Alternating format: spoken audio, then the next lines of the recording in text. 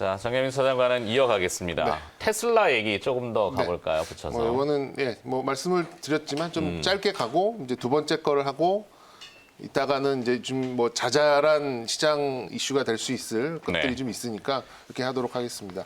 일단 배터리 제조사가 아니라 일단 테슬라가 두산 솔루스와의 계약의 이런 루머가 좀 돌고 있어요. 그렇다 보니까 약간 혼조화되고 있죠. 오늘 아마 LG화학, 삼성 SDI 조금 흔들릴 수도 있는 수준의 그런 좀 뉴스가 아닐까라는 좀 생각이 들고 이게 이제 제조사 그리고 완성차의 관계가 이제 조금 이제 모호해지는 그런 이제 단계다. 아까 언급을 드렸습니다만 테슬라가 직접 제작을 하는 방향으로도 가고 있다 보니까 네.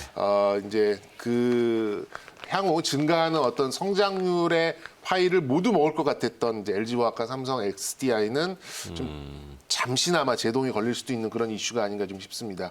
일단 보면은 미러클 두산인 것 같아요. 제가 야구팀을 말씀드리는 건 아닌데 어쨌든 이 두산 솔루스는 아직 지금은 본격적으로 이 동박을 막 찍어내고 있는 수준은 아니거든요. 네. 그런데 이제 유럽 어떤 지리적인 특징이 좀 있어서 그런가 몰라도 유럽 현지 생산이 가능한 그런 이제 두산 쪽으로 계약이 좀 가고 있다. 러브콜이 두산이 이어지고 의외로 있다. 많은 부분들이 살아나는 것이 네. 주목되고 있죠. 미러클 두산 두산이에요. 솔루스, 두산 퓨어셀. 퓨얼셀도 있고요. 그리고 인프라코어도 이제 매각이 좀 잘 돼가는 것 같고 그러게요. 두산 중공업도 위기의 두산이었는데. 예, 근데 좀 기적적으로 자기 건물을 리스백하는 수준까지 갔었는데 이제 좀 뭔가 좀 살아나는 이제 그런 상황인 것 같습니다. 그리고 채권 조달 금리도 조금씩 떨어지고 있는 그런 것도 좀 참고하실 필요는 있는 것 같고요. 네. 그리고 아까 언급드렸습니다만 이제 전지박, 이 일렉포일, 동박 요 다 같은 말입니다.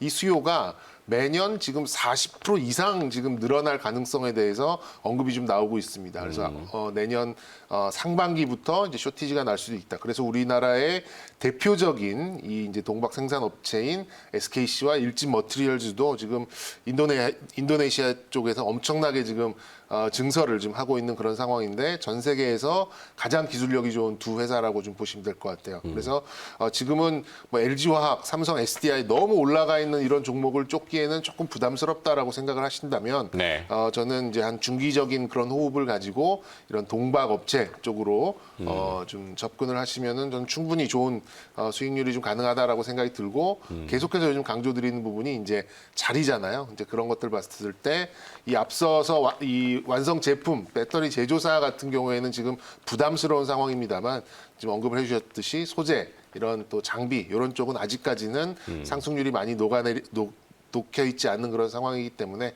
부담 없이 좀 접근할 수 있고 최근에 저의 컨셉인 따라가지 말자에도 네. 충분히 좀 부합하는. 적용될 수 있는 그렇게 좀 보시면 될 것 같습니다. 그렇죠. 사실 대장주라는 개념과 그다음에 업종 내의 대표주,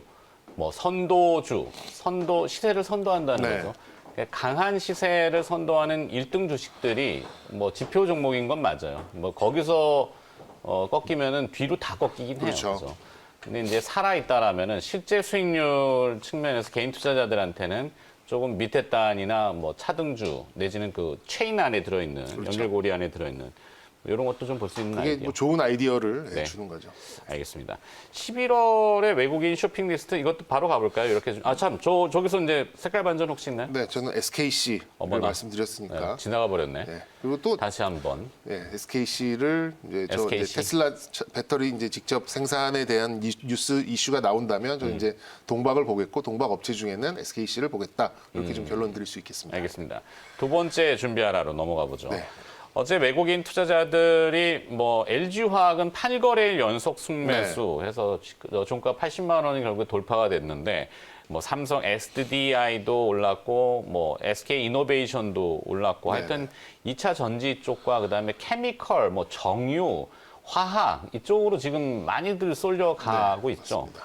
외국인 리스트 한번 봐주세요. 네, 그러니까 지금은 이제 조금 따라가기도 좀 애매하고, 근데 그리고 이제 이 속도감 그리고 이 환율 부분만 봐도 이 지수가 과연 이제 여기서 이제 2,700, 800 갈 수 있을까 여기에 대해서 이제 좀 의문이 드는 그런 시점일 때는 원래 우리도 이제 뷔페 식당 같은 데 가서 뭐 먹을지 모르면 남의 접시 뭐 담겨 있나 먼저 슬쩍 보게 되잖아요. 그래서 이제 비유가 적절했는지는 모르겠습니다만. 표현이 아주 적절한데. 그렇죠. 일단 뷔페 요즘 많이 그 코로나 때문에 좀 어렵죠. 요즘 아예 그냥 문을 안 여는 걸로 알고 있어요. 근데 이제 그러니까. 이렇게 원래 이렇게 슬쩍 보고 이렇게 사람들이 저걸 많이 담아가면은 저게 맛있나 보다 이렇게 좀 볼 수 있는데 저는 이제 이번 11월 달에 외국인들 또 기관의 비중이 급격히 높아지는 종목들을 보면 내년 1분기를 예상할 수 있지 않을까라는 이제 논리에서 네. 그러니까 저의 이제 예상에서 좀 이렇게 좀 선별을 좀 해봤습니다. 그러네요, 진짜. 네. 식당 가서 뭐 메뉴 선택에 어려움이 있으면은 그 식당에서 뭐가 제일 많이 선호되고 그렇죠. 잘 나갑니까? 이렇게 하잖아요. 그러면 맞습니다. 증권사 가가지고 요즘